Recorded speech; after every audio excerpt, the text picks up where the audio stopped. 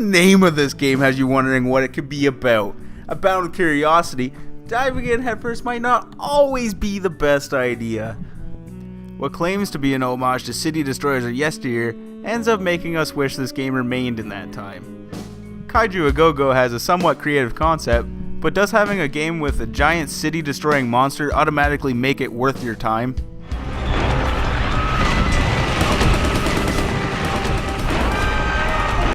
Well, with basically zero tutorial, you're dropped into the intro of the game. Some characters flash on the screen just long enough to become annoying, and to tell you that you're about to unleash your monster on Anchorage. This may seem like a fine way to teach you the game mechanics, but the only mechanics really to teach here are click where to go and automatically destroy things along the way. Each building you destroy gives out some type of resource that is indicated by a symbol. Batteries, books, crystals, money, and chicken legs are the resources that are dropped when buildings are destroyed. It is not immediately or eventually apparent what each of these symbols represents. Chicken legs are supposed to represent biofuel in this game. I guess an oil drum was too confusing. After returning from your first outing with your loot, it is quickly taken from you in the form of expenses for your secret base. These expenses include mostly operating costs, but you can spend your ill-gotten gains on upgrades for your facility. Your monster needs time to recover from its last endeavor, giving you time to explore your secret island. Your mad scientist utopia starts covered in a jungle that you periodically need to remove.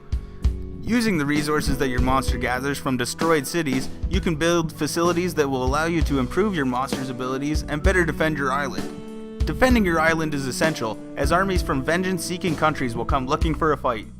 For the most part, you build facilities that produce resources, which you use to build more facilities, making this process somewhat of a grind. Other structures you can build include warehouses that give you bigger max capacity for specific units. It never feels like you'll be hitting the capacity, but players who do a lot of grinding could eventually run into this problem.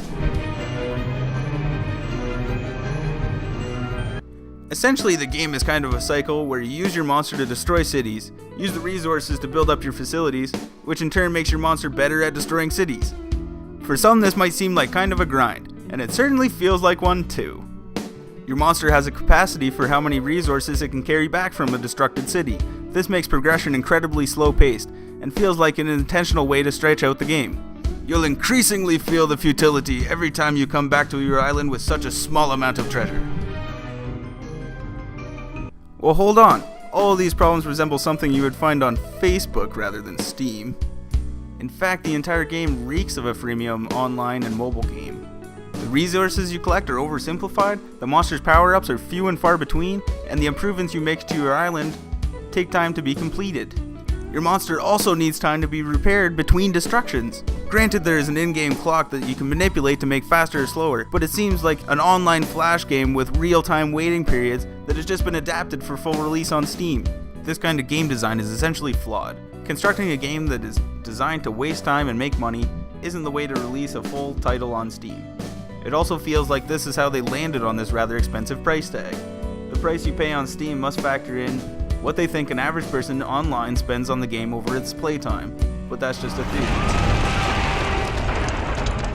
Besides being a cash grab, some of the artwork is okay. It resembles the first Plants vs. Zombies with a colorful hand-drawn art style. Although where Plants vs. Zombies was over the top and cartoony, this game sits on the fence between cartoon and reality.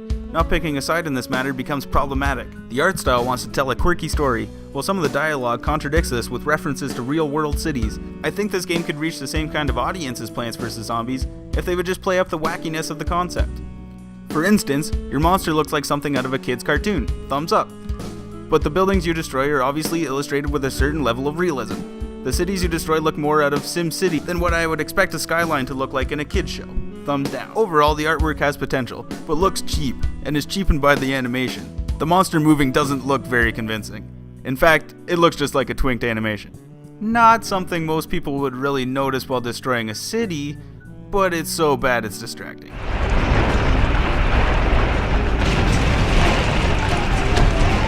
On the whole, this game is for kids. I guess it's not really something to aspire to, selling a game to kids who don't know it's worse than any other game from the 90s or early 2000s. Ultimately, I would give a child Roller Coaster Tycoon, also available on Steam for less money, before I gave him something as confusing as this mess of menus. That's not a knock on RCT, it's legitimately an entertaining game for all age groups. This game just fails on execution of all its gameplay, and if the game isn't fun to play, then who's gonna play it? Games that are a grind are fun when it's amounting something, but this just doesn't feel like it's ever worthwhile. Your money would be much better spent on either game aforementioned in this review. We just wish this monster never reared its ugly head.